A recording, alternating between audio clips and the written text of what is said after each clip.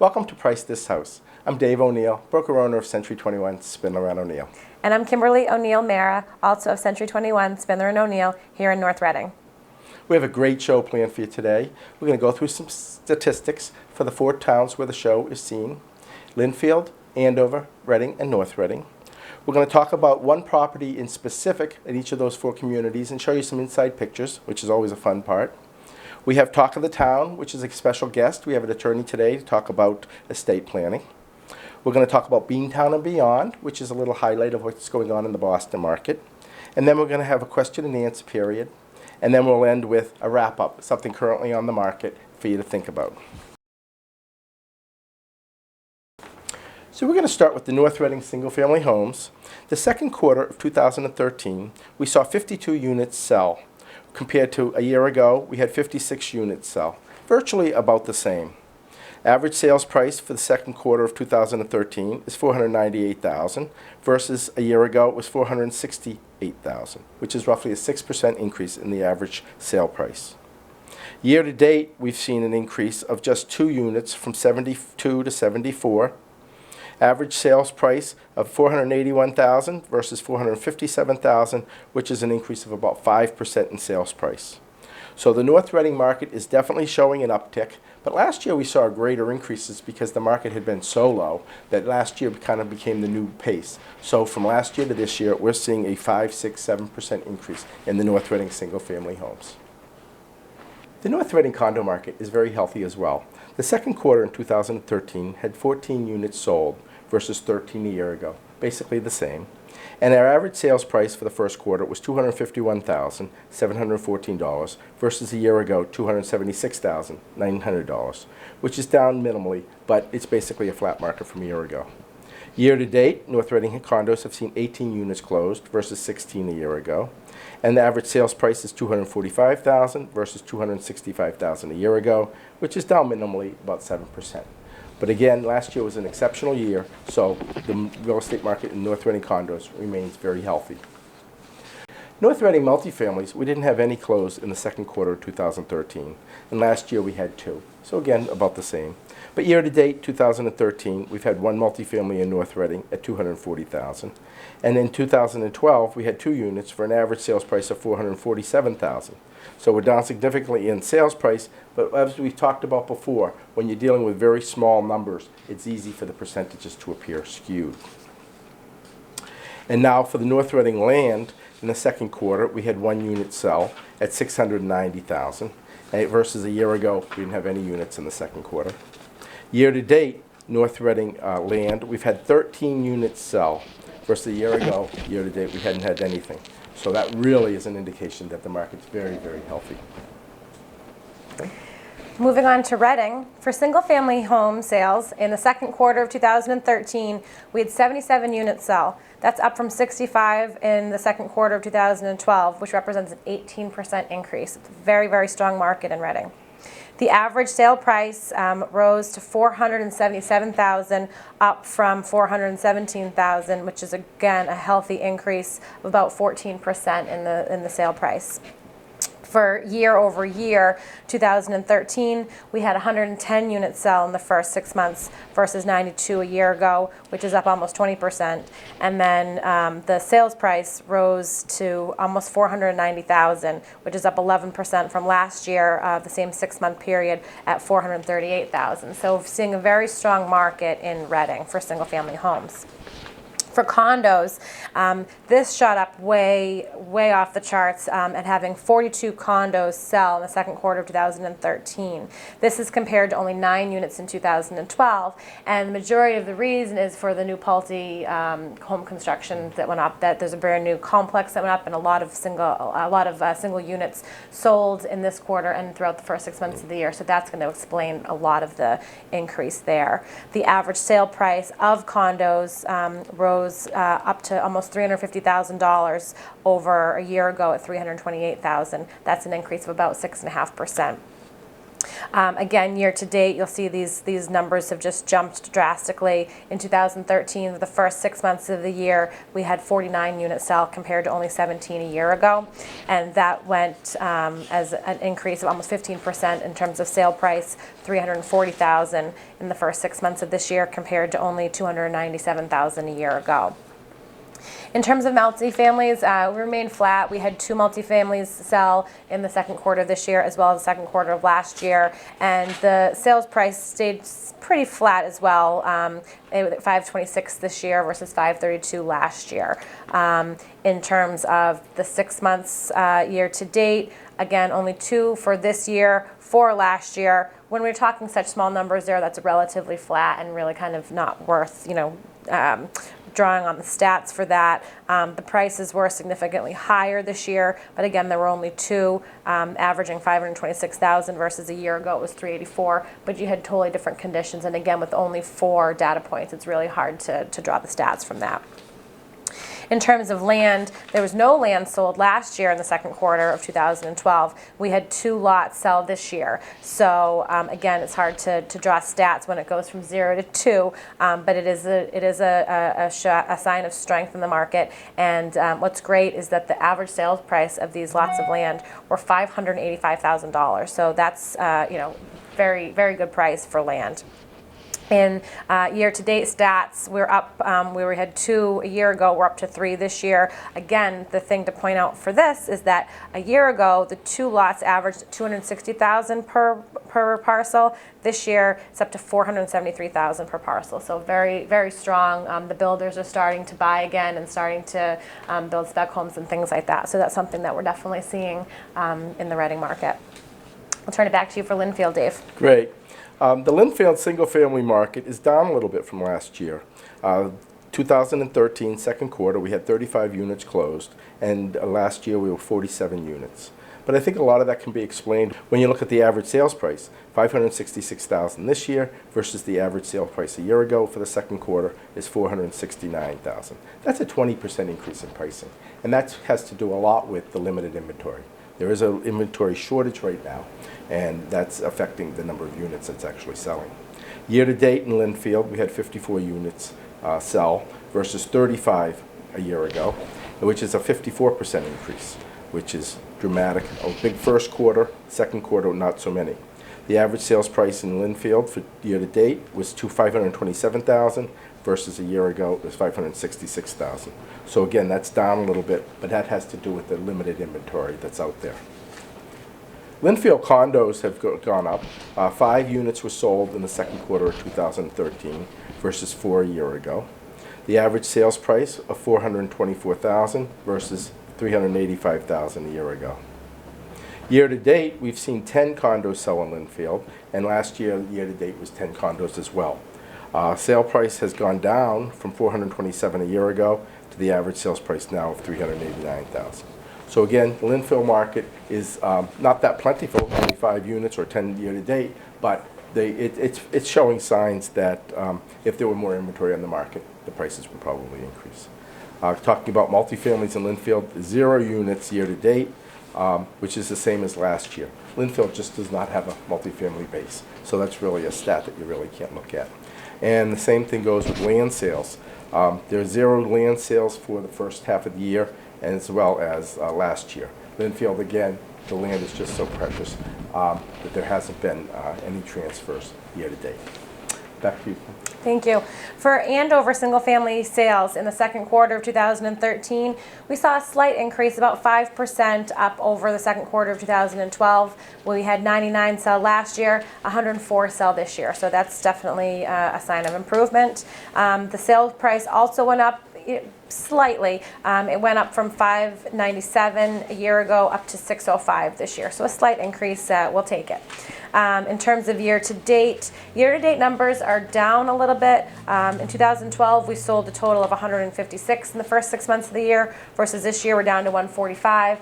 Echoing Dave's comments, it really has to do with the limited inventory. What's happening is that things are selling quickly and they're selling at great pricing, but because there's just not a lot to sell, our numbers are actually down, even though it is a very strong market. that's on the market is selling quickly, but unfortunately we just don't have enough properties to sell. The sales price did go down a little bit year to date, from 593 down to 571, a slight decrease. I would call that even relatively flat.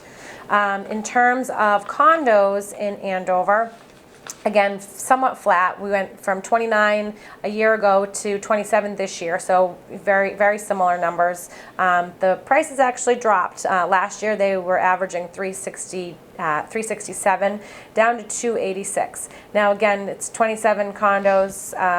You know, it could be a variety of types of condos, of conditions of condos, so we're not going to make too much of a deal about that decrease. I will say that the year-to-date numbers echo the single family in that there was an 18% drop in the first 6 months of this year versus last year. Last year we had 50 units sell in the first 6 months. This year it's down to 41, and again the prices have dropped as well from 342 last year to 293 this year. Again, a sign that we just need more inventory to sell people.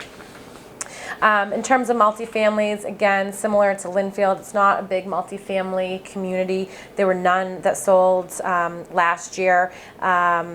In the second quarter, only one sold in the first quarter of this year. It was sold for $380,000, and then for 2013 year to date, we actually have had 7 units sell for an average price of $399,000. So a few compared to 5 a year ago. So a slight increase, but again, not a big multifamily community.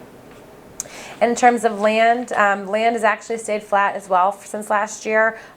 We sold 2 units last year and 2 units this year in the second quarters, and we sold 2 in all of last year, all of 2012, versus this year, for the first 6 months, we've sold 4 in Andover. So it's a slight increase. The prices have gone down. The total average sale price for land last year was $775,000. This year it's $399,000. Now keep in mind, you're talking about different size parcels of land. Sometimes builders buy, you know, large parcels and subdivide it, and so that number is going to be skewed versus somebody that's buying a plot for a single family home. So that would explain the differential there. And that really concludes our stats part of the program. We're going to move on to the spotlight to discuss one home in each of the communities that recently sold, to give you an idea as to what you can expect your home value to be, or other homes in your neighborhood, based on their location, their condition, what kind of pricing that you can expect to get from those. So I'll throw it back to Dave to go over our first home in North Reading. Thanks, Kim. Again, just to highlight what Kim has said, it's all about inventory. Inventory is very low, which does bring in a lot of buyers to the few houses that have been on the market. We have seen some real good sale prices based on asking prices, so we're just going to highlight. The first property I'd like to bring up would be 14 Heritage Way in North Reading. It's a nice side street location. It's about 2,400 square feet of living area with an additional 1,000 square feet in a finished lower level. So it brings you to about 3,400 square feet of living, 8 rooms, 3 bedrooms, 2.5 baths. Does have an updated kitchen. Does have very nice, beautiful decor. It does have a cathedral fireplace family room with all custom built-ins on both sides of the fireplace. Big round top window with built-ins around that. It does have a nice master bedroom suite with a luxury bath, California closets, walk-up attic, and just absolute pristine condition throughout. And that home sold for $695,000 after only being on the market for about a week. Again. Thank you. To review a property in Reading, we're going to review 11 Gregory Lane in Reading. This is a 4-bedroom, 3.5 bath home in a great location, center entrance colonial, with a nice cul-de-sac location and 2.4 acres of privacy. It had a luscious master suite, and it had a home office. It had a home that you could really be proud of. It was actually on the market for quite a bit of time. Unfortunately, this property was brought on before the market really turned around, and it was priced fairly high. When it came on the market, it was priced at $989, and unfortunately when it sold for $875, at a listing price of $939. So if it had been priced at that number originally, it probably would have sold more quickly, but because they were reaching for that higher number in the worst economy, it sat on the market a little bit. It was really a spectacular home and really a good buy for $875. It was assessed at $912,000, and so you know, all the kitchen appliances were less than 3 years old. Everything had been kind of updated, so it was a really good buy at that $875. I'll turn it back to Dave to hit on Lynnfield. Sure. I'd like to talk about a nice 2,400 square foot townhouse condo on Salem Street at a subdivision called Windsor Estates. It's a 6-room, 2-bedroom, 2.5 bath townhouse, $700,000 sale price. But this home was a designer unit. It had an elevator, it had finished basement, it had a fireplace and a wet bar in the living room, crown molding throughout, wainscoting in the living room and dining room, laundry room and loft on the second floor. It has beautiful marble master bath with a skylight, jacuzzi tub. It had a beautiful custom designed kitchen with granite countertops, stainless steel appliances, and beautiful maple cabinets. It does have a private 2-car garage, which an aggregate floor, which is just spectacular. Again, Lynnfield sold for $700,000, was only on the market a short period of time.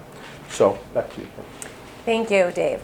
For Andover, we're actually going to highlight a townhouse at the Andover Country Club, 15 Swan Lane, and that sold for $835,000 compared to a list price of $849,000.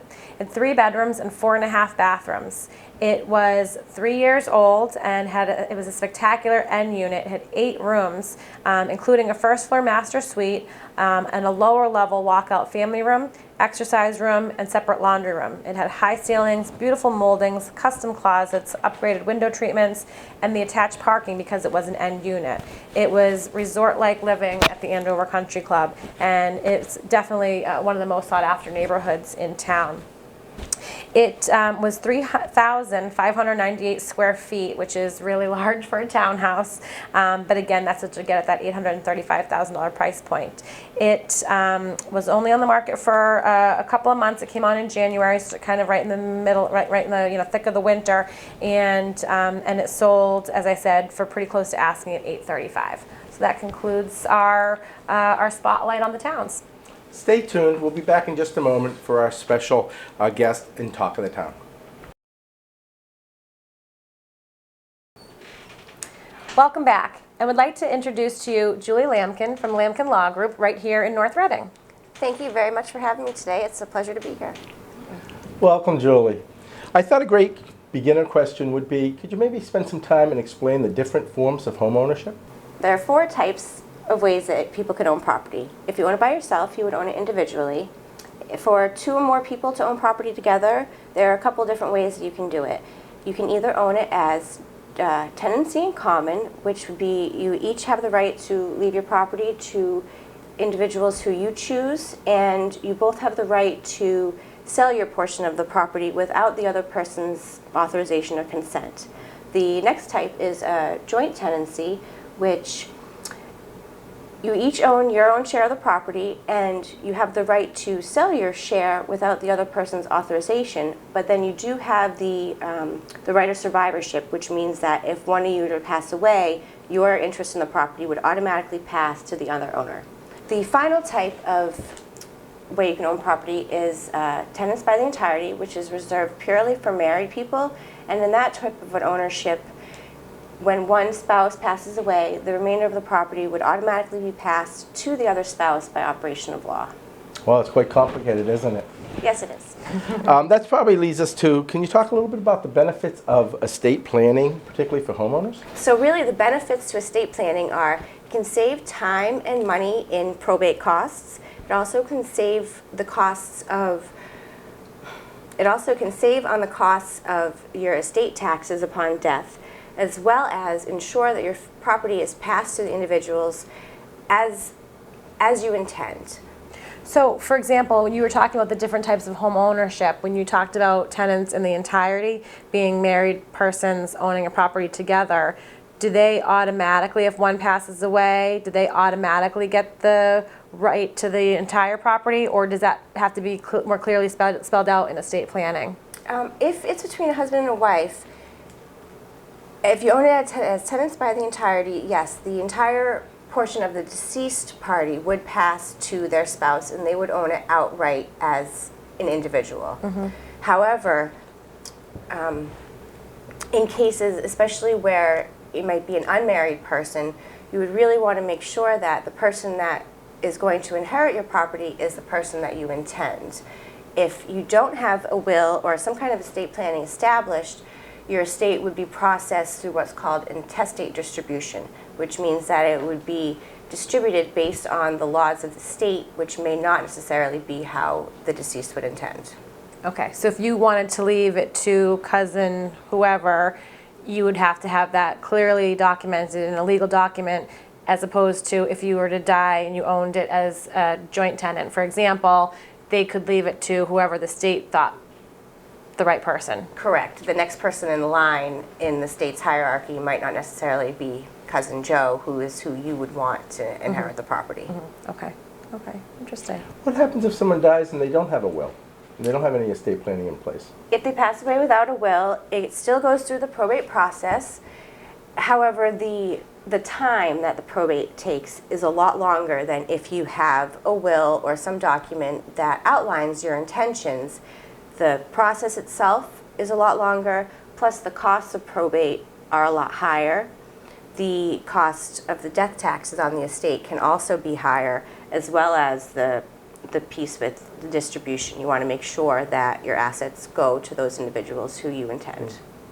And when someone does die and they have to probate a will, how long or what is the process like for that?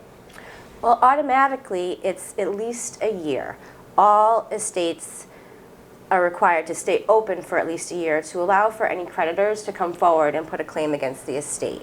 Once that year has passed, any creditors who have come first in order of when they make a claim, they're paid off depending on if there is sufficient funds in the estate to pay them. Wow, really interesting. How about somebody that dies and they don't have enough money to take care of their expenses? Typically, funeral expenses, things like that are paid off first. If there isn't sufficient funds to pay for any of the creditor's claims, then the estate would be found to be insolvent. It still needs to stay open for that year period of time, but then once that happens and the court actually declares the estate insolvent, then those claims, creditor's claims, would be released. So they couldn't go after the family or they couldn't go after the heirs unless there were assets there? Typical heirs, no, but a spouse is a different story. In Massachusetts, a spouse is liable for the debts of another spouse, so in that case, the creditors could come after a spouse or hold them liable for the unpaid debts of their spouse's estate. Well, I'm sure a lot of people don't even realize that. But if you had a will, does it still have to stay open for a year, or is that, I mean, if you had a friend or a loved one that passed away and you needed to sell their house to pay off some of the expenses, do you still have to keep that for a year, or can you sell that house if there's a will and it's been decided how they want the proceeds to go? If it's been decided, the process of administration can begin, but it still needs to stay open for at least a year, and that point is to allow any creditors who might be out there that year grace period to come forward. But in that period of time, in that 1 year period when the estate is open, can you still sell the property, or do you have to wait for that year? You can start to sell the property, but you could not. You can't distribute the assets? distribute the proceeds, Okay. correct. Okay. All right. Wow. Well, now when we go to closings, just about every closing, the buyer's attorney will draw what they call a homestead. Yes. Can you explain a little bit about that? Sure. The Homestead Protection, or the Homestead Act, is really a protection in the state of Massachusetts and in many states where it protects homeowners on their primary residence, and it only applies to your principal or primary residence, not any investment property. And what it is under the statute, all homeowners are entitled to automatic $125,000 protection on the value of their primary home from any creditors. Now that's unsecured creditors. That doesn't include secured creditors or the primary mortgager on the property. Now that's an automatic $125,000 protection. If you file what's called the Declaration of Homestead, and it's a very simple one-page form that you can file at the Registry of Deeds, That allows you up to a $500,000 protection, which for most people is the full value of the property. So that protects you if anybody gets a judgment against you or sues you for any reason. They cannot force you to sell your home in order to pay for that judgment or pay for that debt. And it's also very important once people get older, reach the age of 62, if it's a husband or if it's spouses together, once both spouses reach the age of 62, then they each get that $500,000 protection, which combines to $1 million protection. So it's really a wise thing to have. So if someone sues them for $1 million, Correct. they They're protected. are protected. Any other assets that they may have to be sold off to. Correct. Well, they would have to But they wouldn't have to satisfy sell that judgment Right, in but any they way don't that have. they They're could. not forced to sell their house. Correct. It's something. It's like I think it's what, a $35 filing fee at the registry. It's the cheapest insurance policy I think you can have. Absolutely. It's very worth doing. And I always recommend it to all my clients. You talk about spouses and inheriting debt. Maybe, how about something about a nursing home? I think a lot of our viewers probably would be interested in how that could be affected. Yes, it's very important as you get up there in age, especially if your health or your spouse's health isn't in the best shape, to start thinking about nursing home planning and to consider how much wealth you have, the size of your assets and your estate, and then start to plan as to what is required if you're going to go into a nursing home, what assets you might want to sell down so that you qualify for Medicaid benefits and not be required to sell off your estate in order to fund that. There's a couple of different options that people can use. I recommend irrevocable trusts. That's really a good vehicle for titling your home and other assets. The only thing is it has to be irrevocable, which means that you don't have the option to make any changes to it. So you really have to be sure that that's the plan that you want and it's the plan that's going to stay in place for the remainder of your lifetime. There's other ways that people can maneuver around that without setting up an irrevocable trust. You can also do what's called a life estate. If you have children and you plan to leave your home to your children anyway, you could always deed the house to your children and reserve a life estate for yourself, which means that for the rest of your life you would be entitled to remain in the home, and then once you passed away, the children would automatically receive their share. Well, that's so interesting, isn't it? I'm sure that people will have a lot of questions. They should really be advised to talk to their own attorney. They want to make sure that what plans they put into place are things that meet their needs. So we just want to make sure that everybody knows that. If you do have any questions, you can certainly forward them to our website at price.thishouse@century21.com, and we'll be sure to forward them to Julie for her advice. Thank you. We'll be right back in a few minutes. Thank you. Thank you, Julie. That was very nice. Welcome back. Now it's the time for Beantown and Beyond. Kim? Thanks, Dave. Our highlighted property in Boston for this segment is 66 N Street in South Boston, Unit 2. Very rare 3-bedroom, 2-bathroom townhouse right on the M Street Park. East side location, just a few blocks from the beach, right on the park. Beautiful, beautiful unit. Again, 3 bedrooms, 2 full baths. We had a packed open house. We had multiple offers and ended up having accepting an offer of $535 on a $549 home. There are only 10 units in the building. It's a converted Knights of Columbus Hall. What you're finding in South Boston is lots of things are being converted, and anything possible, churches and rectories and Knights of Columbus Halls and what have you, everything that's possible is being converted. This was converted several years ago, and it's just a fabulous location, 1,550 square feet, and really what we're seeing in South Boston is just unbelievable activity. I was at a group showing last night. There were 70 people at a group showing. They don't even show the property at open houses. It was 5:30 on a Tuesday night, and it was a crazy amount of traffic. There was one today from 12 to 1. I mean, they're not even doing Sunday open houses. They're getting a listing. They're putting it online and saying, hey, this is the hour we're showing it, whoever wants it, come and get it. It's really, really a crazy market down there. So it definitely helps to work with somebody that knows the area and knows the other brokers and really kind of help facilitate deals.